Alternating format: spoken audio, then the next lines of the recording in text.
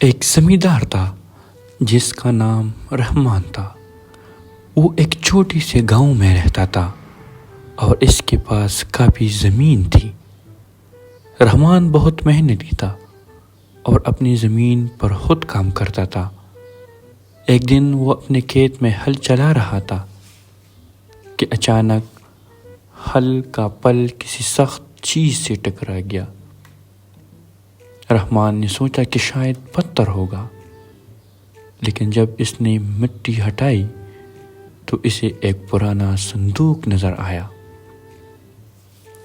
صندوق کو دیکھ کر رحمان کی دلچسپی بڑھ گئی۔ اس نے صندوق کو کھولنے کی کوشش کی، لیکن وہ بند تھا۔ آخرکار تھوڑی محنت کے بعد وہ صندوق کو کھولنے میں کامیاب ہو گیا۔ صندوق کے اندر اسے سونے کے سکے، قیمتی پتھر اور کچھ پرانے کاغذات ملے۔ رحمان حیران رہ گیا۔ اس نے سوچا کہ یہ خزانہ کس کا ہو سکتا ہے۔ رحمان نے صندوق کو گھر لے جا کر اپنی بیوی کو دکھایا۔ بیوی بھی حیران ہوئی اور دونوں نے مل کر سوچنا شروع کیا کہ اس خزانے کا کیا کرے۔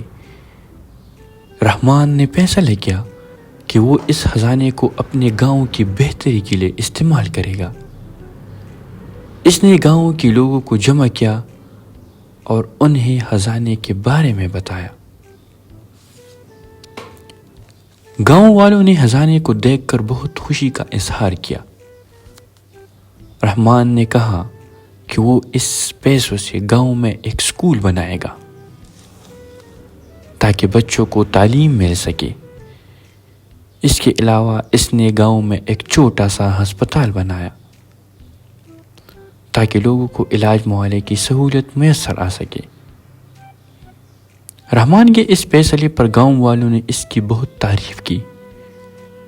اسکول اور ہسپتال کی تعمیر کا کام شروع ہو گیا۔ کچھ ہی مہینوں میں اسکول تیار ہو گیا اور بچوں نے وہاں پڑھنا شروع کر دیا۔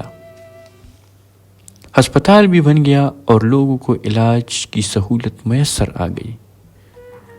رحمان کی محنت اور ایمانداری کی وجہ سے گاؤں کی حالت بہتر ہو گئی۔ لوگ خوشحال ہو گئے اور رحمان کو گاؤں کا ہیرو سمجھنے لگے۔ رحمان نے خزانے کا ایک حصہ اپنے لیے بھی رکھا، لیکن اس نے اس سے اپنی زمین کو بہتر بنائے اور نئی بیج خریدنے میں استعمال کیا۔ ایک دن رحمان کو ایک بوڑھی آدمی نے بتایا کہ یہ خزانہ اس کی دادا کا تھا جو کہیں گم ہو گیا تھا۔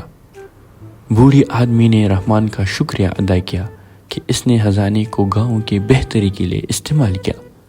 رحمان نے بوڑھی آدمی کو کچھ رقم دی تاکہ وہ اپنی زندگی بسر کر سکے۔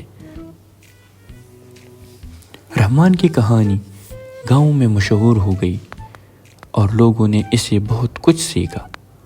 وہ سمجھ گئے کہ محنت اور ایمانداری سے ہی ترقی ممکن ہے۔ رحمان نے اپنی زندگی میں بہت سی مشکلات کا سامنا کیا تھا، لیکن اس نے کبھی ہمت نہ ہاری۔ اس کی محنت اور لگن کی وجہ سے نہ صرف اس کی زندگی بہتر ہوئی بلکہ پورے گاؤں کی حالت بھی سنور گئی۔ رحمان آج بھی اپنے گاؤں میں رہتا ہے اور اپنی زمین پر کام کرتا ہے۔